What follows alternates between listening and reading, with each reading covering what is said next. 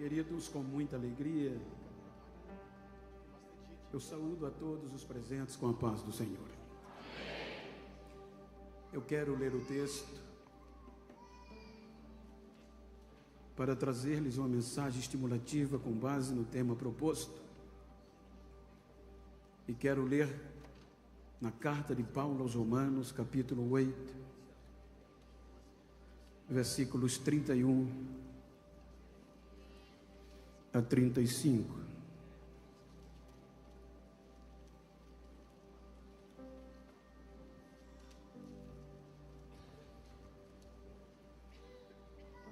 Vou ler no telão e vou precisar dele para lermos em uma só versão que está escrito: que diremos, pois, a estas coisas? Se Deus é por nós, quem será contra nós? Aquele que nem mesmo a seu próprio filho poupou, antes o entregou por todos nós, como não nos dará também com ele todas as coisas? Quem intentará a acusação contra os escolhidos de Deus? É Deus quem os justifica. Quem é que condenará? Pois é Cristo que morreu, antes quem ressuscitou dentre os mortos, o qual está à direita de Deus e o que também intercede por nós. Quem nos separará do amor de Cristo? A tribulação, a angústia, a perseguição, a fome, ou a nudez, ou o perigo, ou a espada. Amém?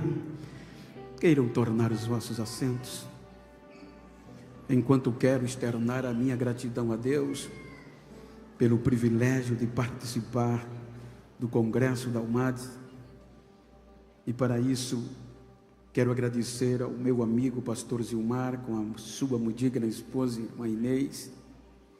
Que Deus o abençoe e que o faça prosperar neste ministério, como também ao pastor Carlinho, irmã Eliette, pastor Adriano, irmã Roberta. Em vossos nomes externo a minha gratidão a todo o ministério, à igreja. Que Deus os recompense por esta honra. Quero agradecer a toda a diretoria da juventude, na pessoa do Tael, como também da Lara. Eu quero te agradecer com todos os demais, junto com o Lucas e a Fernanda, e todos que compõem a coordenação, cada coordenador, cada membro desta união. Que Deus os abençoe por me dar o privilégio, que eu sei que não mereço, de fazer parte da vossa história. Quero agradecer ao Murilo, a Cláudia, que tem cuidado de mim, pastor Taranto, que está conosco, e reverenciar as autoridades políticas aqui presentes, excelentíssimo senhor prefeito em exercício Júnior, com a sua comitiva, como também pastor, muito obrigado por me receber no município, e também reverenciar e dar gratidão ao prefeito eleito para a próxima gestão, Leonel Pazan.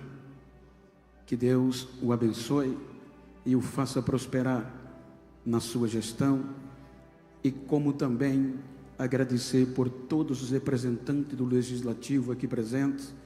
Gostaria de citá-lo nome, mas em nome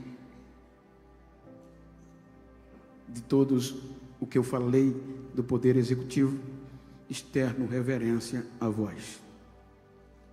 Uma alegria rever o pastor Abner, a sua esposa, os irmãos de Blumenau. Que Deus os abençoe. Quero pedir a vossa paciência, serei sucinto. Se eu falar rápido demais, é para não me estender. Quando nós lemos o texto em apreço e a proposta temática, a sensibilidade, ela tem uma origem latina, no latim, e está relacionada ao ser humano, sentimentos. Quando nós analisamos a história bíblica, eu quero tomar por base, com base na carta que Paulo usa, e a carta de Paulo aos Romanos, ela é uma peça jurídica que mostra aos gentios o que foi adquirido o retorno desta sensibilidade que havia sido interrompida. Com base na carta de Paulo, obviamente com base nos estudos, nos implica que esta carta é direcionalmente aos gentios que estavam habitando na capital do Império Romano, debaixo de perseguição e tendo a sua maioria escrava. Quando o Evangelho chega em Roma, ele chega por meio dos religiosos judeus que estavam no dia do Pentecoste. E eles chegaram em Roma divulgando o Evangelho da nova vida, falando de um relacionamento novo com Deus.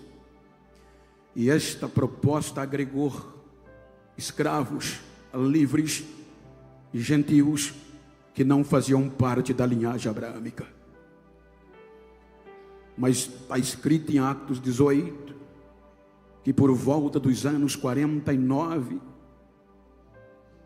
depois de Cristo, este nome Jesus estava tão ovacionado, tão adorado em Roma, que o imperador Cláudio deu uma ordem que todos os judeus deixassem Roma. Isso implica dizer 49 anos depois de Cristo, que só fica em Roma os gentios, que tinham agora tudo para desistir da fé, por conta da dureza do império, da imposição. Mas eles não desistem. A perseverança na fé é tamanha, que mesmo Cláudio imperando a terra, 54 depois de Cristo, e Nero entra, e quando Paulo escreve a carta é cerca de 57 anos depois de Cristo. E os gentios permaneciam firmes na fé, em um relacionamento tão íntimo com Deus, que estavam sobrepujando a supremacia dos judeus. Então o apóstolo Paulo escreve, se alegrando por isso, sabendo e reconhecendo que a fé dos gentios estava sendo conhecida em todo o mundo, pois eles não desistiram mediante as circunstâncias. E Paulo mostra que havia um desejo intrínseco de ir a Roma pregar este evangelho. Então Paulo vai os motivando e mostrando a ele o feito de Cristo, como a graça que começa no capítulo 6 eliminou o império do pecado. E no capítulo 7 ele fala das primícias de um novo relacionamento sensível com o Espírito Santo.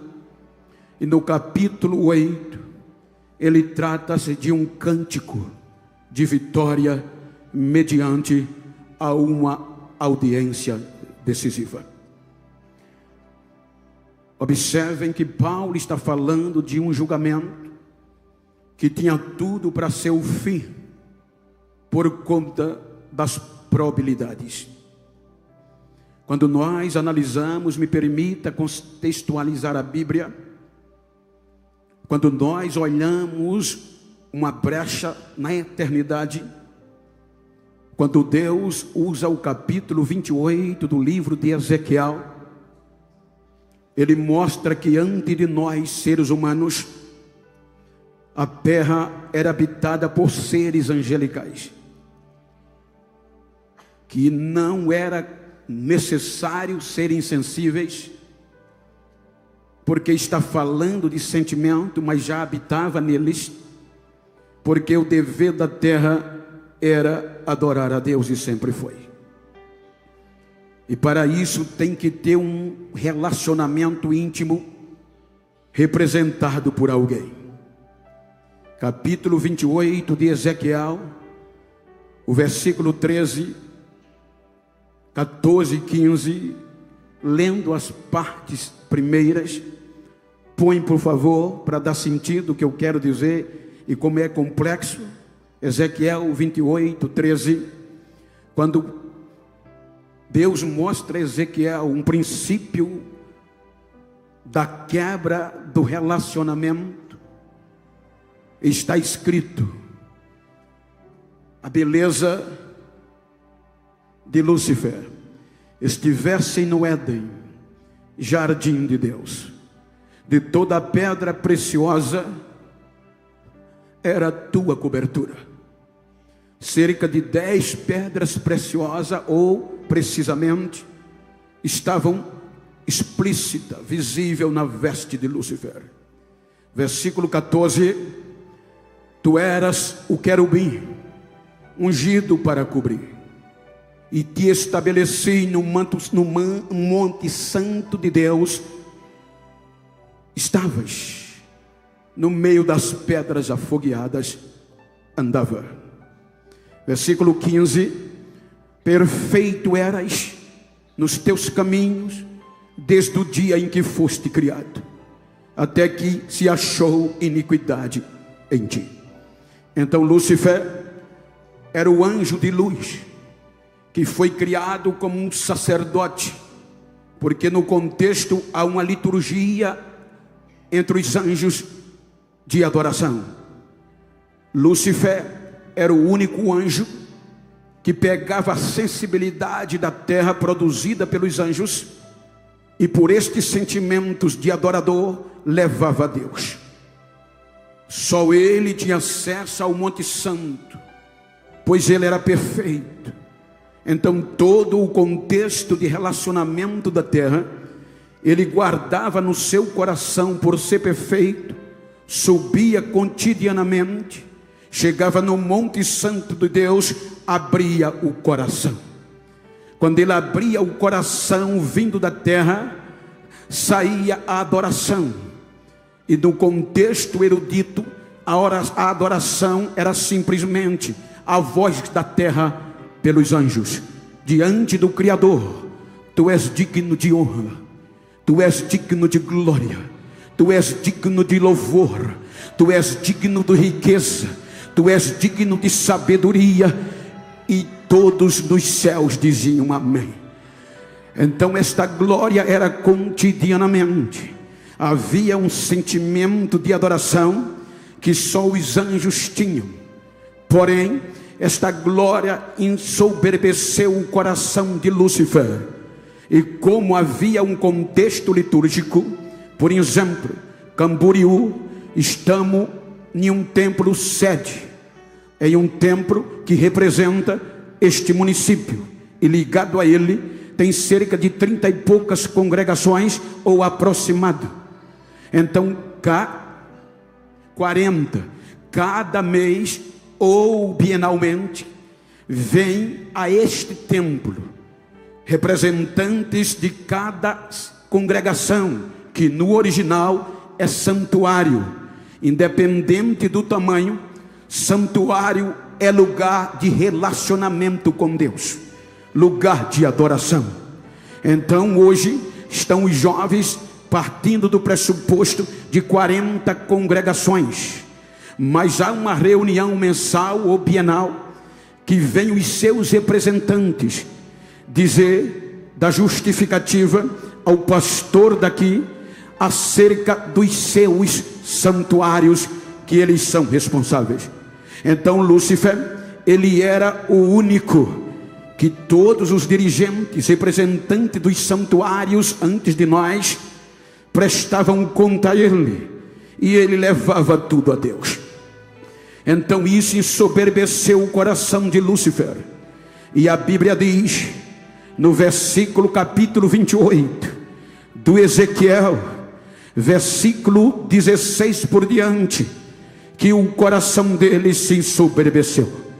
A partir do versículo 17, ele começa uma negociação, ou seja, elevou-se o teu coração por causa da tua formosura, corrompeste a tua sabedoria por causa do teu resplendor.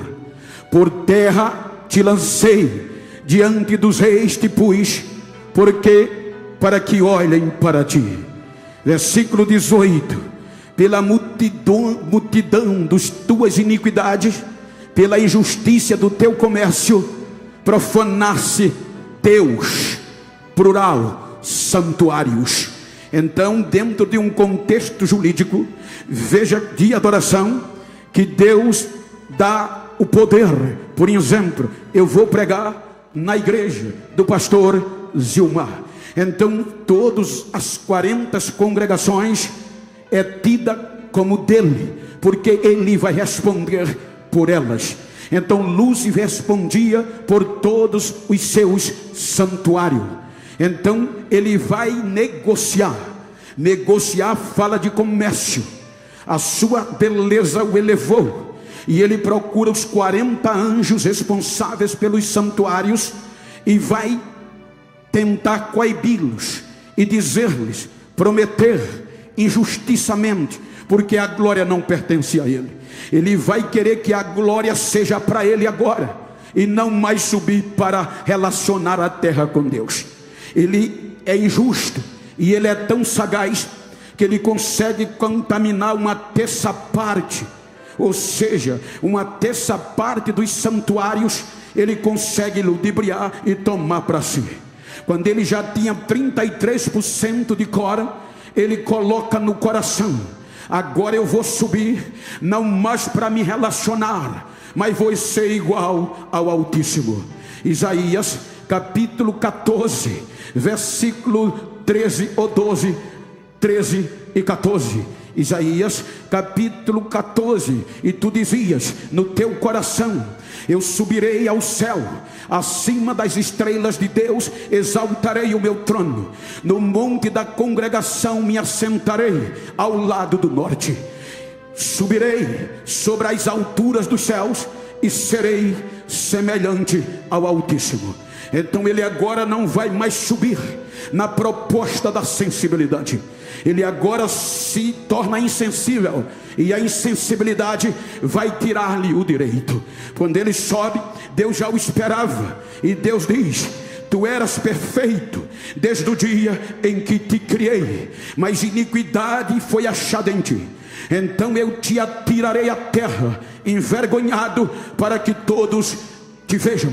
Então vejam que agora Lúcifer já entra em um julgamento imediato, ele e a terça parte que se contaminou. Quando nós vamos para o livro de Judas, capítulo 1, versículo 6, você vai ver que o julgamento não tem ampla defesa.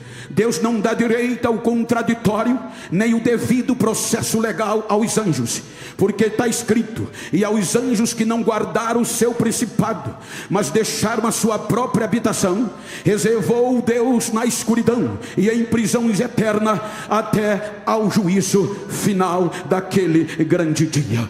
Então eles foram julgados sem direito a habeas corpus, sem direito à apelação, sem direito ao contraditório, sem direito à ampla defesa. Foi o juiz soberano que os julgou e os prendeu. Os 2 terços da terra são tirados da terra e voltam a Deus. Os que não se contaminaram. Capítulo vai nos dizer a Bíblia que agora a sanção vem. O impacto do julgamento deteriorou a terra. As pedras afogueadas, brilhante e formosa, sai da superfície e adentra no subsolo. Como sentença, as águas vêm e cobrem o único lugar geográfico de relacionamento com Deus, o Éden de Lúcifer. Ou seja, agora as águas predominam sobre a terra, e acima das águas as trevas prevalecem e o abismo se estabelece.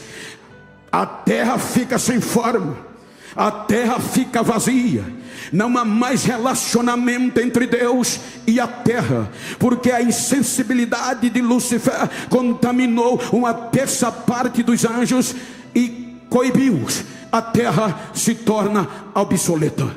O tempo passa, então Deus vai querer se relacionar com a terra de novo, e vem o Gênesis. No princípio criou Deus os céus e a terra, ponto final. Então, se tem ponto, vamos mudar de assunto. Aí o seguinte diz o que acontecia: e a terra era sem forma e vazia, ou seja, deteriorada, sem adoração, sem adorador, sem seres habitáveis. Então Deus vai começar um processo excepcional. Ele diz: haja luz, as trevas se afastam, e chama as trevas de noite e a luz de dia. Ele dá ordem às águas, se afastem e se juntem em um só lugar. As águas se afastam e a terra surge de novo, o lugar de adoração. Então, sendo assim, ele chama as águas de mares e a poção seca de terra. Ele vai trabalhar em colocá-la no ponto certo, trabalhando na fauna e na flora. Vai preparar, e no capítulo 1, versículo 26, vai criar o ápice da sua criação, dotado de sensibilidade. É por isso que no capítulo 33 de Jó, Eliú diz o seguinte: o Espírito de Deus me fez, porque é o Espírito que nos liga a Ele. A sensibilidade agora é pelo Espírito. Você pode ver que acima das águas, na beira do abismo, o Espírito prevalecia sobre a face das águas. Na minha linguagem, a treva prevalecia, o abismo estava presente, mas o Espírito dizia: ainda vai ter adorador neste planeta, ainda vai ter sensibilidade nesta terra. Aí Deus diz: façamos o homem à nossa imagem e semelhança. O único ser que vai ser dotado da sensibilidade. No nosso vocabulário, a sensibilidade nos torna humano e a insensibilidade desumana.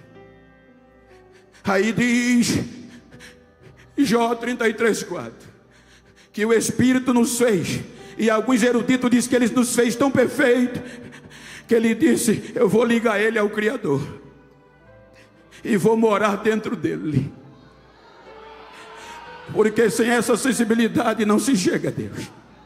O Espírito de Deus me fez, está pronto, e o Todo-Poderoso veio, soprou nas nossas narinas e nos fez alma vivente.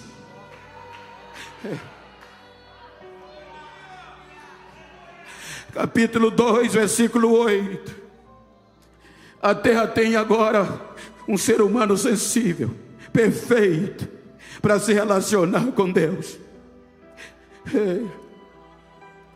Feito para a eternidade, feito para ser criado, para ser perfeito. Capítulo 2 do Gênesis, versículo 8. Deus monta o Éden de novo. Plantou Deus um jardim e o chamou de Éden, lugar de adoração. A insensibilidade destruiu o templo de Lúcifer, o Éden de Lúcifer. Agora Deus começa e renova o Éden e põe o homem para adorar. Agora todo dia tinha relacionamento. A sensibilidade de Deus e o homem, do homem com Deus, era tão grande que na virada do dia, quando Deus descia para ser adorado, nem precisava bater na campainha e dizer: eu estou chegando. Só no barulho dos pés o homem já dizia: ele chegou, eu vou adorar. Ele era sensível.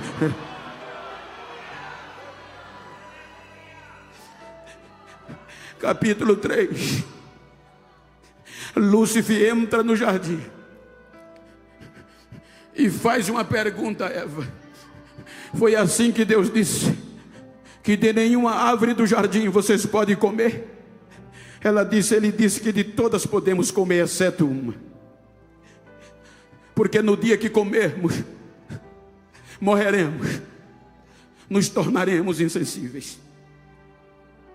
Aí ele diz: não é verdade, é que Deus sabe que no dia que vocês comerem vão ser iguais a Ele. E qual foi o crime que o tornou insensível? Princípio de igualdade. Ele joga e foge, sai de cena, você não vê mais. Aqui entra as 7 testemunhas que nós lemos em Romanos 8:35. Veja que Paulo apresenta 7 testemunhas de acusação, porque num processo jurídico as testemunhas não pertencem às partes, mas ao juiz.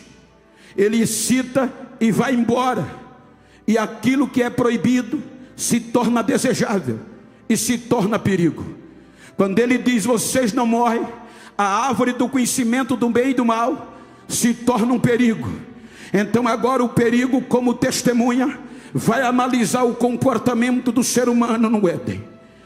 O perigo vai piorar, e agora traz a perseguição. A perseguição vai perseguir Eva dia e noite, na proposta da igualdade de Lúcifer. A perseguição traz a tribulação, e ela vai começar a ser atribulada. Então lá como testemunha, ela vence a tribulação, mas aí a angústia vem. Quando a angústia vem, ela pega da alma para fora, não é de fora para dentro, é de dentro para fora, e a angústia deixa ela apavorada, e ela vai ao marido e abre o coração, porque a angústia traz a fome, e diz a Adão: a serpente falou que se nós comermos não morreremos, mas seremos iguais a Deus. Então vem a fome, e ela conquista Adão. Ambos vão para a árvore, e a fome é trazida pela angústia. A fome coloca eles de frente do fruto. Ela come o fruto e nada acontece. Ela olha para Adão e diz: está vendo que a serpente tinha razão? E dá a ele, e ele come. Quando ele come, a nudez entra, se tornam nu, e a nudez joga eles escondidos detrás das árvores. Quando eles estão nu, 6 testemunhas. Aí os passos do Criador entram no Éden, e quando entra no Éden, não há mais relacionamento. E ele pergunta: Adão, aonde você está? Ele grita: ó Senhor, estou escondido. Ora, quem te mostrou que está? Por que tu estás escondido? Porque eu estou nu. Quem te mostrou que estava nu? É aqui que teologicamente, me permita os doutores, parece um contraponto. Por quê? Se Deus é onisciente, Ele sabe de tudo antes que aconteça. E porque Ele vem perguntando, questionando, como quem não sabe de nada, é que aqui o ser humano é o único ser que vai ter o direito do processo legal em Deus. Eu não posso acusá-lo, não posso condená-los sem dar direito à ampla defesa e o contraditório. Eles têm que ter o direito de um processo de defesa. Aí Deus dará a ele: quem te mostrou que estava nu? Ele não se justifica, mas transmite a culpa para a mulher. Deus vai para a mulher e diz: o que tu fizeste? Ela diz: a serpente me enganou. Aí a serpente já está condenada. Aí a espada vem, e a espada é a condenação e a morte.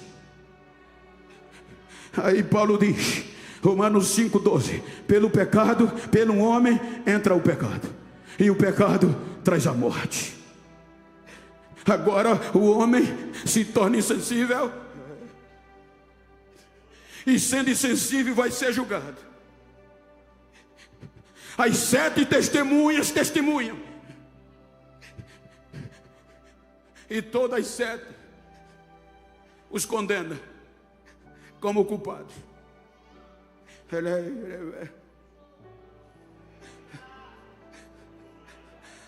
Aí Deus vai expulsá-los da sua presença.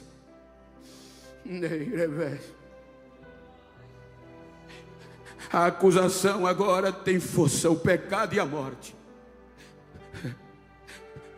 fortalece o inferno de Lúcifer.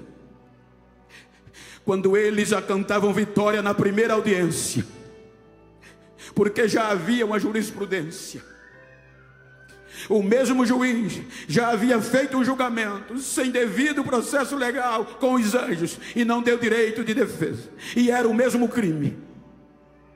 Então agora tudo era para acabar ali. Mas quando a acusação pensava que Deus ia desistir de nós. Como juiz supremo, Ele protela o julgamento e traz o recurso para nos justificar, a graça. A graça não deixa Ele nos destruir. Ele protela o julgamento, mas a insensibilidade corrompe o Éden e é fechado, destituído da glória de Deus, sem ter direito a adorar. Insensíveis vão sofrer as consequências do pecado. Capítulo 6 do Gênesis. O pecado degradeia todos os seres humanos, a ponto que a epígrafe diz: degradação geral do gênero humano. Aí a acusação provoca o Supremo Juiz, que precisa de uma segunda audiência, pois eles vencem em todas as instâncias. Capítulo 6, Deus desce, e quando ouve as 7 testemunhas, Ele vê que o coração do homem era má em todos os seus desígnios, porque os testemunhos das 7 acusações já separaram, e agora vão separar Adão e Eva, e vão separar a sua geração. A insensibilidade. Aí Deus diz: me arrependi de tê-los feito, vou dar fim de forma cabal. E assina a sentença: destruição total do gênero humano, pela insensibilidade. Na segunda audiência, quando o inferno dizia: agora acabou, aí a graça vem de novo, e Noé acha graça aos olhos de Deus. A graça é um recurso imerecido. Aí Noé acha graça aos olhos de Deus. Aí Deus diz: eu não posso perder este relacionamento, eu vou cumprir a sentença, mas 8 almas eu vou preservar. Capítulo 7, o dilúvio vem. A diferença de Lúcifer para Adão, a diferença de Adão para Noé. Veja que a sentença traz o princípio original da terra. As águas cobrem toda a terra de novo, e a terra é inundada novamente. Só que agora você não vê mais trevas, você não vê mais abismo, porque dentro de um barco chamado arca, fora da terra, a deriva na face das águas, tem um barco sem piloto, sem vela, sem remo, no controle do Criador. E lá dentro tinha 8 almas, preservadas pela graça, para a sensibilidade. E aonde tem crente sensível, tem adoração. E aonde tem adoração, as trevas não vêm e não vem abismo, porque tem adorador.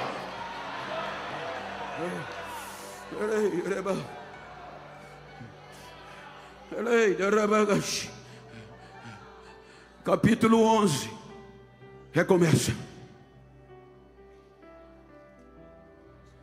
Mas se tornam insensíveis, e Deus é provocado para uma terceira audiência, e confunde a geração de Noé e os espalha sobre a terra. Capítulo 12, ele vai criar um projeto chamado Israel. Sensível, espiritual, para se relacionar com ele. Capítulo 19 do Êxodo. 3 meses o povo saiu do Egito. Capítulo 20, vem os mandamentos. O único povo agora que vai ter diretrizes. Capítulo 21 e 22, vem as leis. Capítulo 24 do Gênesis, vem uma aliança de sangue de novilho. Agora Deus diz: esse é o meu povo, e eu sou o seu Deus. Agora na terra tem um povo sensível a mim, que vai me adorar. Agora tem leis, agora tem aliança, agora sabe o que é certo e o que é errado. Deus lhe dá reis, Deus lhe dá sacerdotes, Deus lhe dá profetas. Mas Paulo escreve aos Romanos 5,14 que a lei, o sangue de novilho não protegeu Israel, e a morte reina desde Adão até Moisés, desde a inocência até a lei. O Velho Testamento termina sem relacionamento. O pecado e a morte, o inferno, tornou Israel insensível, a ponto de provocar Deus e Deus silenciar e dizer: eu não vou mais me relacionar com Israel, nem por Uri, nem por Tumi, nem por profeta, nem por sonhos. Aí agora a acusação vem, e com toda razão pede a última audiência, alegando que venceu todos. O Supremo é provocado e vai agir. Aí João, no Apocalipse capítulo 5, ele mostra, na minha visão, que o Supremo marca a audiência, e João é arrebatado aos céus, que Jesus mostra a ele. E João diz que quando entra no céu, vê um trono para um julgamento. E na sequência das entrelinhas, me permita conjecturar, naquele julgamento, aí Deus convoca as testemunhas para testemunhar sobre a geração de Israel, porque elas já separaram Adão e Eva, a geração de Adão, separaram a geração de Noé pela insensibilidade, e agora vão testemunhar sobre Israel e a raça humana. Deus vai ouvindo todas as 7, e a alegação, o testemunho é tão forte contra nós, que um anjo vai escrevendo a sentença do nosso crime. Uma parte do livro da Escritura não comporta os nossos erros, e a sentença aplicada a ser. Ele vira o outro lado, começa a testificar, escrever os testemunhos das 7. Quando termina, enrola o livro e entrega na mão do Supremo. Aí João diz que viu um trono, e no trono o Supremo estava sentado, e na sua mão direita havia um livro escrito por dentro e por fora, selado com 7 selos. Aí Deus vai nos dar o direito da ampla defesa. E João diz que Deus nos dá o direito de um advogado, e manda um anjo em nossa defesa procurar um advogado. E o anjo procura em todo o céu, o anjo procura em toda a terra, o anjo vai debaixo da terra. E quando os advogados olhavam o crime e a sentença, não via brecha nem para atenuar a pena, nem para nos absolver. Aí ninguém aceitou. Aí o anjo volta dizendo: meritíssimo, ninguém, nem nos céus nem na terra, meritíssimo, quis aceitar o processo deles. Não tem brecha para absolvê-los.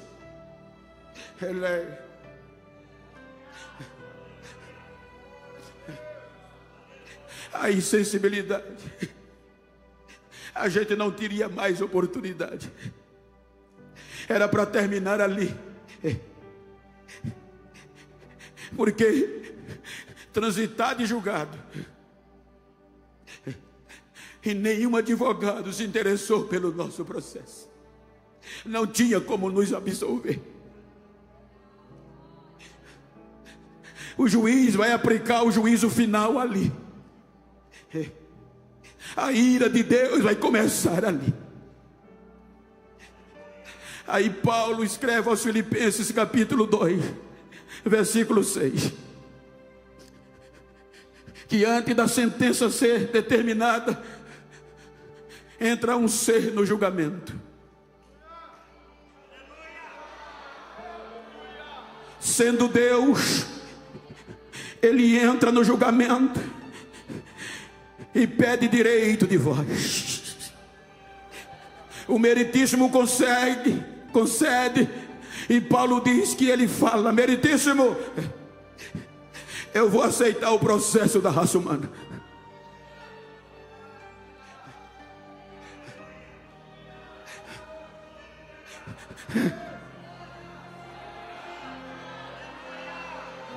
Eu vou defendê-los e vou advogar, meritíssimo. O meritíssimo fica alegre, mas aí a acusação alega impedimento jurídico. A acusação olha para o meritíssimo e diz: meritíssimo, é inconstitucional. As prerrogativas dele impedem dele aceitar o processo. Quais são as prerrogativas dele? Aí a acusação vai ter que dizer: todas as coisas foram feitas por ele, e sem ele nada do que foi feito se fez. Ele é o alfa, ele é o ômega, ele é o princípio, ele é o fim.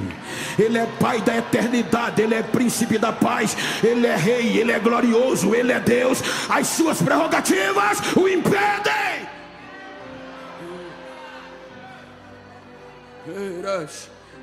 O meritíssimo diz: tem razão, eles têm que ser condenados, você é Deus. Aí ele, naquele julgamento, ele diz: meritíssimo, por amor a eles, eu não vou usar o sentimento de ser Deus.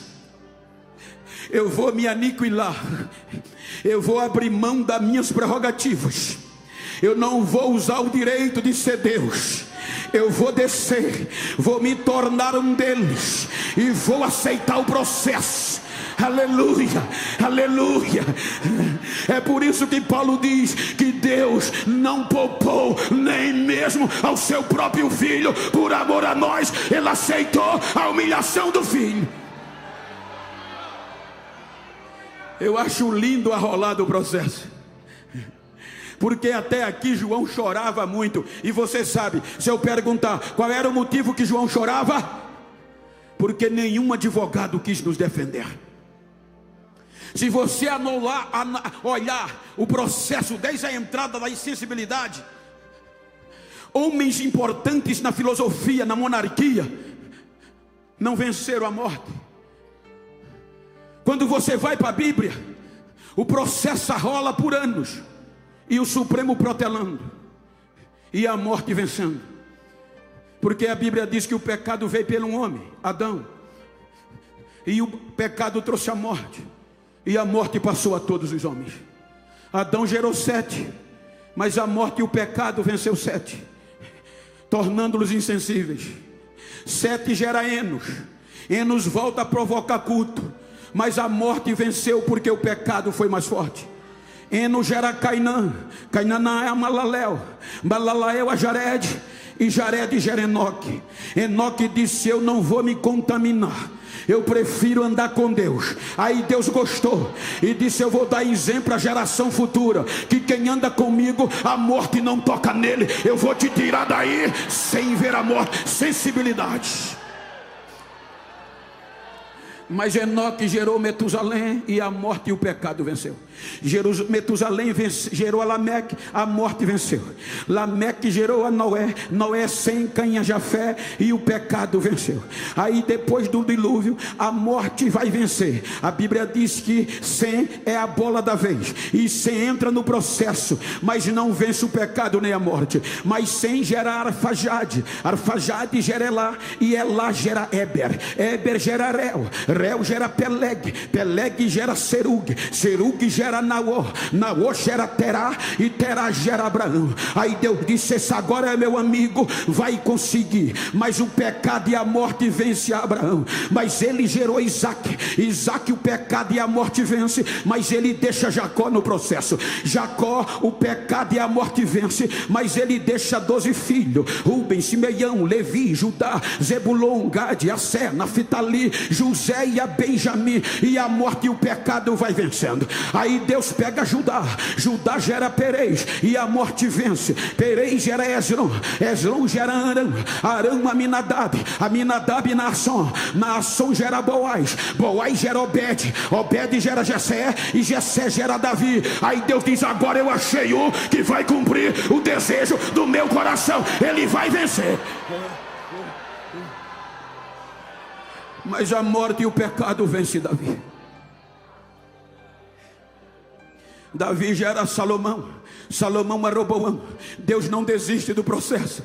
Roboão a Abias, Abias a Asa, Asa a Jeosafá, Jeosafá gera Jorão, Jorão gera Uzia, Uzia gera Jotão, Jotão gera Acais, Acais gera Ezequias, Ezequias Manassés, Manassés gera Amon, Amon gera Josia, Josia Jeconia. E vem o cativeiro. Depois do cativeiro vem Mateus falando do processo. Ele diz que depois da deportação babilônica, Salatiel gerou a Zorobabel, Zorobabel gerou a Abiúde, Abiúde Eliaquim, Eliaquim Azor, e Azor Zadok, Zadok gera Aquim, Aquim gera Eliúde, Eliúde Eliasar, Eliasar gera Matã. E a morte vencendo, Matã vence, gera Jacó, e Jacó gera José, que foi marido de Maria. E no tempo de Maria, disse Paulo, cumprindo a plenitude dos tempos, Deus enviou seu filho, nascido de mulher, debaixo da lei, para resgatar os que estavam condenados pela lei.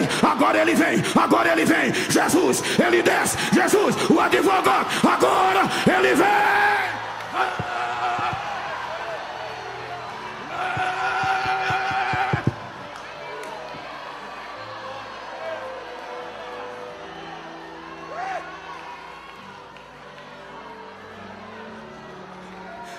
Se humilhou,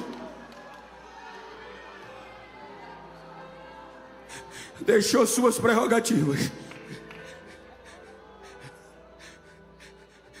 pois a insensibilidade pelos testemunhos das 7 testemunhas afastaram todos de Deus. 30%, 90% da sua vida se prepara para o processo. 10%, 3 anos ele debruça no processo. Quando ele aceita e debruça no processo, a primeira testemunha que vem é a fome, que conseguiu enganar Eva e Adão. Pelo Espírito ele vai para o deserto, 40 dias e noites, sem comer e sem beber. O promotor de acusação chega.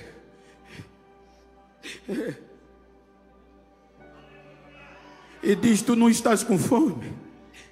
Transforma essas pedras em pães. Nem só de pão vive o homem, Satanás, mas de toda palavra que sai da boca de Deus. A fome sai, a perseguição vem,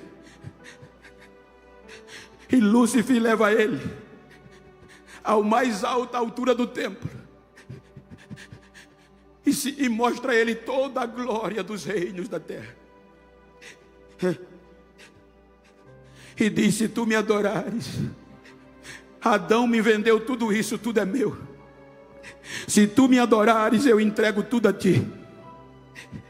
Proposta irrecusável. Ele diz: para trás de mim, Satanás, está escrito, só o Senhor teu Deus adorará, e só a Ele servirá.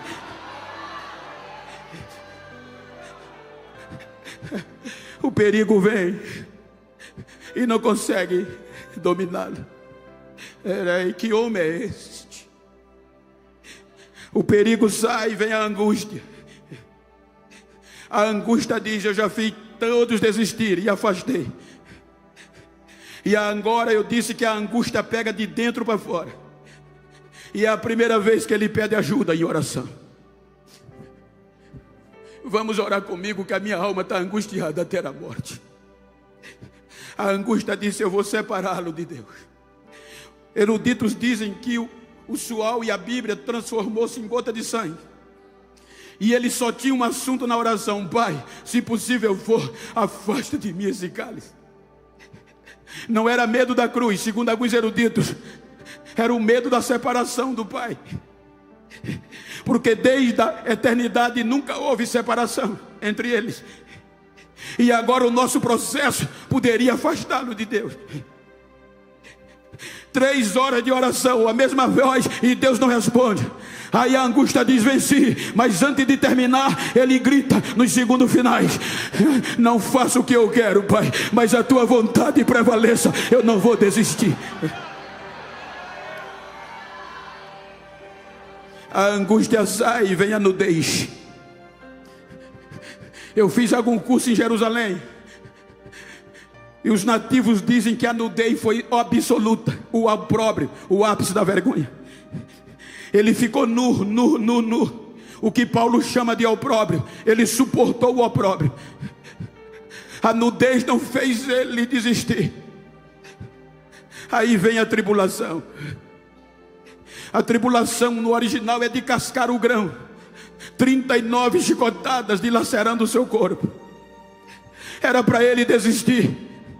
Me permita, os jurídicos, os advogados, eu quero acreditar que quando um advogado pega um processo de um cliente, analisa e não vê brecha pelo tamanho do crime, de nem diminuir a pena dele, ele devolve o processo e não aceita o seu honorário. Então a tribulação mostra a ele que não tem nem como diminuir a pena, era melhor devolver o processo. Mas Isaías diz que em vez de devolver, ele toma sobre si. E agora o castigo que ia nos absolver estava sobre ele. E pela continuidade do processo, a gente se ia ser sarado ou não, ele se torna cúmplice dos nossos erros. Ele assume o nosso processo. Quando ele assume, aí vem a cruz. Meio-dia, ele está pendurado, esperando a espada, a última testemunha. Meio-dia o sol escurece, porque os nossos processos estão sobre ele.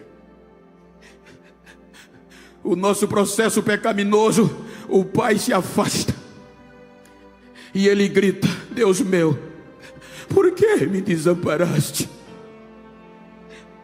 Diga para quem está ao seu lado: foi o teu processo, foi a tua culpa. 3 horas da tarde a espada vem, olha para ele e vê o nosso pecado. E como ele está coberto dos nossos pecados, dos nossos processos, a espada vem e o mata.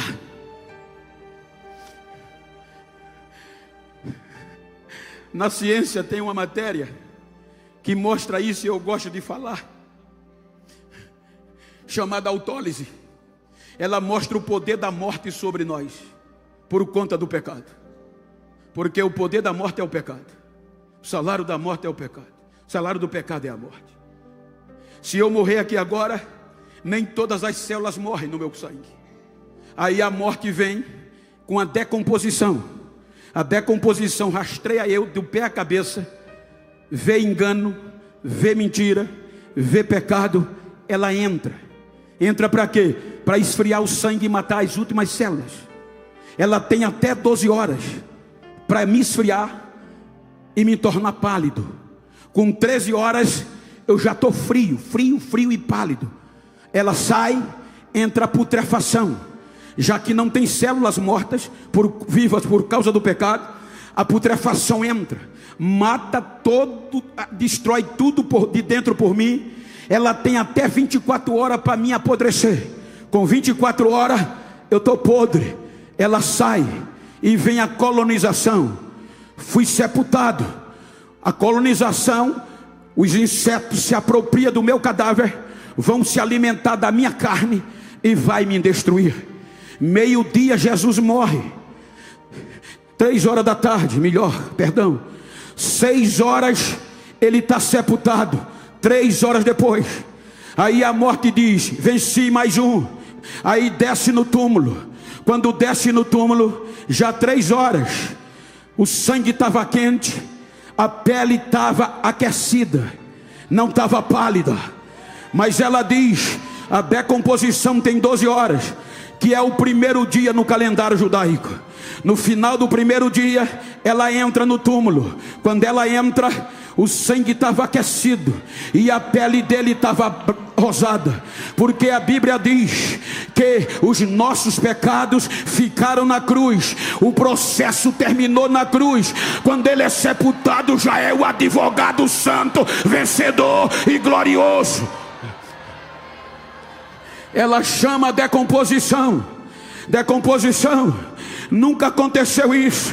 Esse é diferente. A decomposição fora do túmulo grita. Se você ler 1 Pedro, capítulo 2, versículo 22, você vai ver o grito da decomposição dizendo: eu rastreei ele, mas não vi na boca dele engano, e não encontrei nele mentira, e nem encontrei nele pecado. Ele é santo, eu não posso entrar. Ele é diferente, eu não posso entrar.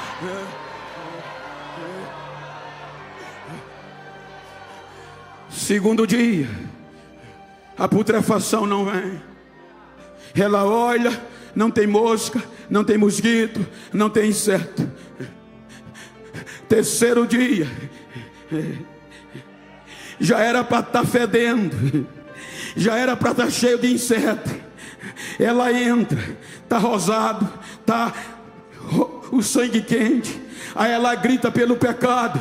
Pecado, que é que houve? Desde a queda promovemos a insensibilidade e não deixamos ninguém ser sensível ao Espírito Santo.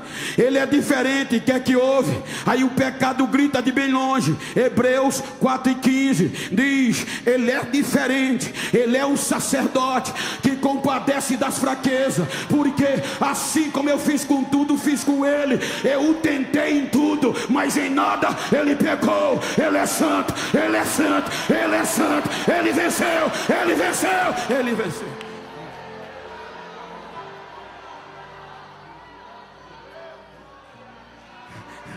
Quando o pecado se rende, já tinha acontecido 4 fenômenos. O véu se rasgou. Agora não vai ter mais restrição. A terra tremeu, as pedras racharam, os sepulcros se abriram. Aí agora Maria Madalena vai com um bálsamo colocar no resto mortais. Quando chega lá, vê o túmulo vazio, se desespera, corre, chama os discípulos. Quando eles olham, só está o lençol. Aí agora Maria Madalena sai para fora e começa a chorar. Chega 2 anos e diz: mulher, por que estão chorando? Porque roubaram o corpo do nosso Senhor. Quando ela se vira, ela vê um homem, pensa que é o jardineiro. Aonde o levaste? Foi tu que roubaste. Maria, sou eu. Tô vivo, tô vivo, tô vivo, tô vivo, tô vivo, tô vivo. Ei, pentecostal, ei, sensível, balança esse sensível que está do teu lado aí, sacode ele e diga: levante a cabeça. Ninguém agora proíbe mais a gente de adorar. Ele está vivo, diga: ele está vivo, ele está vivo, ele está vivo, ele está vivo.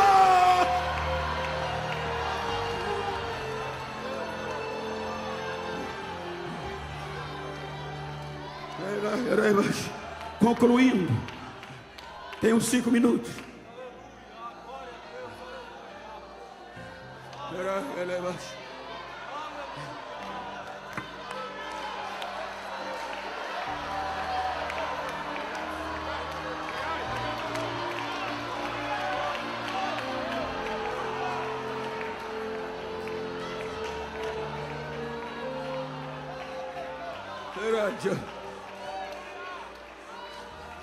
Olha que coisa linda.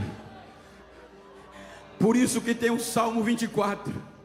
Davi era guerreiro.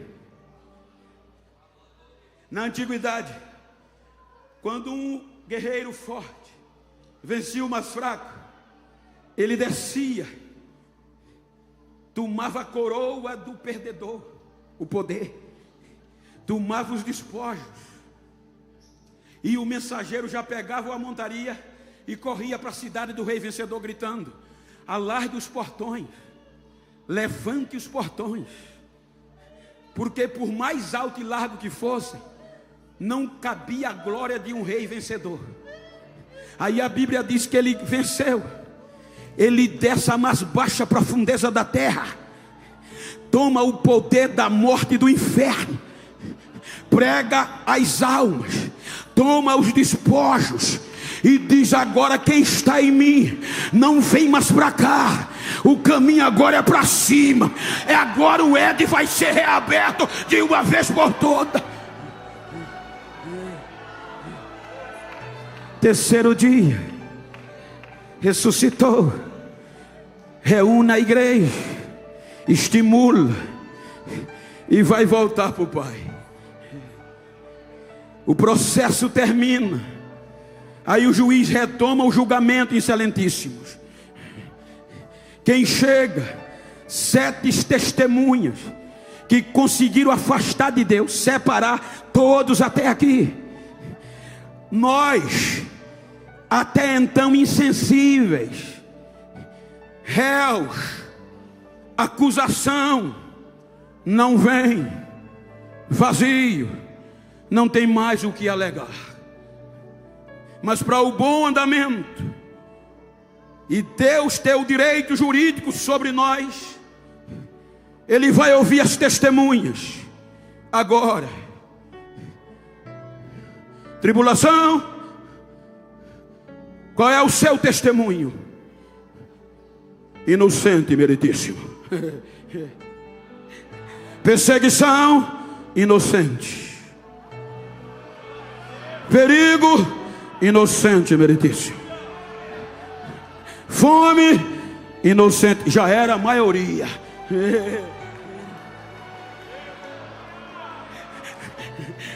Nudez, inocente. Espada, inocente. E João chorava. Aí a Bíblia diz que um anjo, quando ouviu 7 testemunhos de inocência, ele sai correndo no céu, gritando, estrondando o céu, dizendo: João, João, para de chorar, João, para de chorar. E o mensageiro já tinha chegando: levantai portais da eternidade, alaigai portais da eternidade, que vai entrar o Rei da Glória. Quem é este Rei da Glória? É o Senhor dos Exércitos, poderoso na batalha, ele vai entrar. Aí João diz, quando olha, aí o anjo diz: eis o leão da tribo de Judá, a raiz de Davi, ele venceu, ele é digno de tomar o livro, de desatar o selo e de o ler. Ele foi morto, mas reviveu, e com seu sangue ele comprou para Deus povo, língua, tribo, raça e nação, e os 6 adoradores, sacerdote. Não tem mais véu, agora vai ter adoração eterna, vai ter adoração. Cadê os adoradores? Cadê os adoradores? Comprados e sensíveis.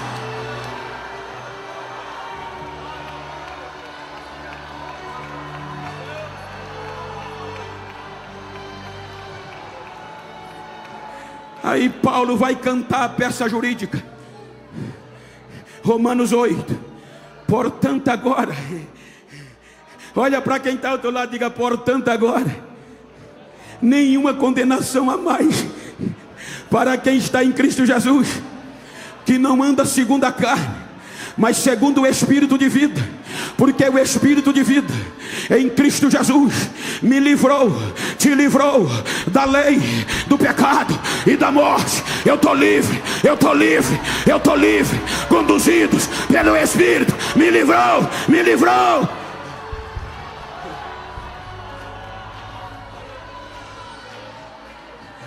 Aí ele vai fazer questionamentos.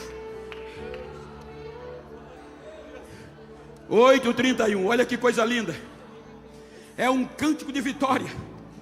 Se Deus é por nós, quem será contra nós? aquele que nem sei mesmo a seu próprio filho poupou, antes o entregou por todos nós, para que morresse, ou antes que ressuscitasse, como não nos dará com ele também todas as coisas? Quem intentará acusação contra o escolhido de Deus? Quem os condenará? É o mais que a gente faz: criticar, condenar um ao outro.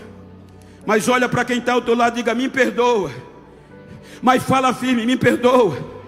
Se eu te critiquei, se eu te condenei, se eu te acusei, era porque eu não sabia que tu era tão importante assim.